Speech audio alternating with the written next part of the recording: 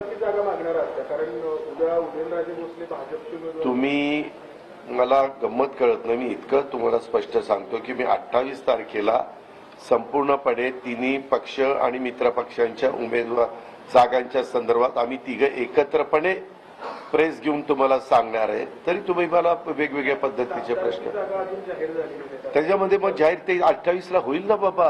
दम काढ ना, इतका दम काढला उदयनराजे दम काढत नाहीये हो का. त्याच्या त्यांना भारतीय जनता पक्षाचे नेते समजून सांगण्याचं काम करतील.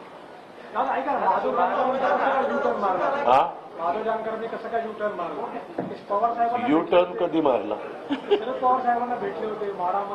लोकशाहीमध्ये कोणाला भेटायला काही अडचण आहे का? उद्याच्याला कोण कोणाला भेटलं, आम्ही पण कोणाला भेटलो म्हणजे काय आम्ही गेलो का? तर त्यांना कुणी सांगितलं होतं? अजितनं नव्हते सांगितलं. ज्यांनी सांगितलं त्यांना विचारा.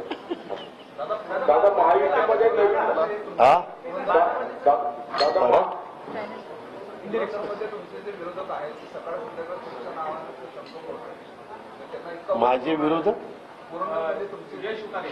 मी मगाशी तुम्ही रिपीट का करता? मी मगाशी त्यांच्या प्रश्नाला काय उत्तर दिलं?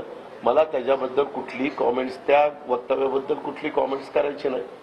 काय कॉमेंट्स करायचे तो तर माझा अधिकार आहे. No comments. दादा दोन प्रश्न. एक तर महायुतीमध्ये नवीन मित्र घेण्याबाबत म्हणजे आता काही वेळा गोगावले जे आहेत त्यांनी असं स्टेटमेंट केलं की राष्ट्रवादीला सोबत घेण्याची आवश्यकता नव्हती म्हणजे आधी दोघे असताना. आणि दुसरं म्हणजे मनसेला गोगावले हो का.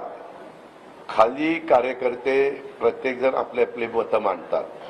हे निर्णय होतात ते वरिष्ठ पातळीवर होतात. आता प्रत्येक पक्षामध्ये असंख्य कार्यकर्ते असतात. त्या प्रत्येकाची मतं वेगवेगळी असू शकतात.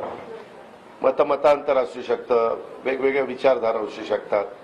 माझ्या माहितीप्रमाणे मला जे अवगत आहे त्यामध्ये आम्ही काही प्रमुख लोक राष्ट्रवादीचे, शिवसेनेचे प्रमुख म्हणून एकनाथराव शिंदे आणि भाजपचे प्रमुख म्हणून देवेंद्रजी असतील, अमित भाई असतील, नरेंद्र मोदी साहेब असतील, नड्डा साहेब असतील, हे निर्णय घेतात. आता ह्याच्यापेक्षा आणखीन कुणाला निर्णय घ्यायचा अधिकार असेल तर माझ्या ज्ञानामध्ये भर घाला. मी जरूर आपल्या सूचनेचा आदर करीन. आणि रासपचे नेते म्हणजे प्रमुख म्हणून आपले महादेवराव जानकर. समजलं? शिरूरचा उमेदवार निवडायला उशीर लागला का? नाही लागला. 3 महिन्यापूर्वी तुम्ही चॅलेंज दिलं होतं अमोल कोल्हेंना आणि 3 महिन्यानंतर तुम्हाला उमेदवार त्या ठिकाणी म्हणाला. असं नाही रे बाबा. त्यामध्ये मी जसं मागच्या वेळेस 5 वर्षापूर्वी फार विचार करून तिथं उमेदवार शोधून काढला होता ना? नव्हता काढला. अमोल कोल्हेंना मीच माझ्या घरी बोलवलं होतं प्रेमकोटला. तिथून हे विरोधी पक्ष नेत्यांच्या घरी देऊन प्रेस घेतली, सांगितलं आणि तो उमेदवार त्या ठिकाणी दिला. त्यावेळेस तर आमच्याकडे इतर वेगवेगळ्या मान्यवरांनी मागणी केलेली होती. हे आपल्याला ज्ञात असेल. त्या पद्धतीनं निवडणुका ह्या जिंकण्याकरता लढायच्या असतात. लढायच्या म्हणून लढायच्या नसतात.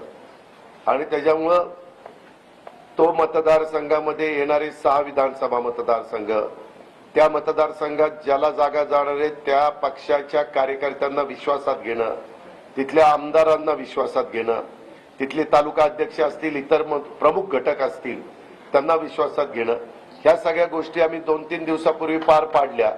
तुम्ही बघितलं असेल दिलीप वळसे पाटील साहेब, मी आणि आमचे काही सहकारी हे आपल्या खेडमध्ये येऊन आम्ही 5 मतदारसंघात कव्हर केलेले होते. आम्ही महेश लांडगे साहेब भोसरीचं प्रतिनिधित्व करतात, त्यांनाही विचारलेलं होतं त्यांचं मत काय. विलास लांडेंना विचारलेलं होतं, अजित गव्हाणेंना विचारलेलं होतं. लोकशाहीमध्ये साधारण आपण ज्यावेळेस भूमिका घेतो त्यावेळेस जास्तीत जास्त लोकांना विश्वासात घेऊन पुढे जाण्याचा प्रयत्न करतो. आणि त्या पद्धतीनं मी आणि माझ्या सगळ्या सहकाऱ्यांनी तसा प्रयत्न केला आणि तशा प्रकारे आता आम्ही पुढे चाललेलो आहे. आपण आमची काळजी करू नका. आम्हाला फक्त शुभेच्छा दिल्या तर धन्यवाद. नमस्कार. आपल्या सर्वांचे मनस्वी राष्ट्रवादी काँग्रेस पक्षाच्या वतीनं आभार.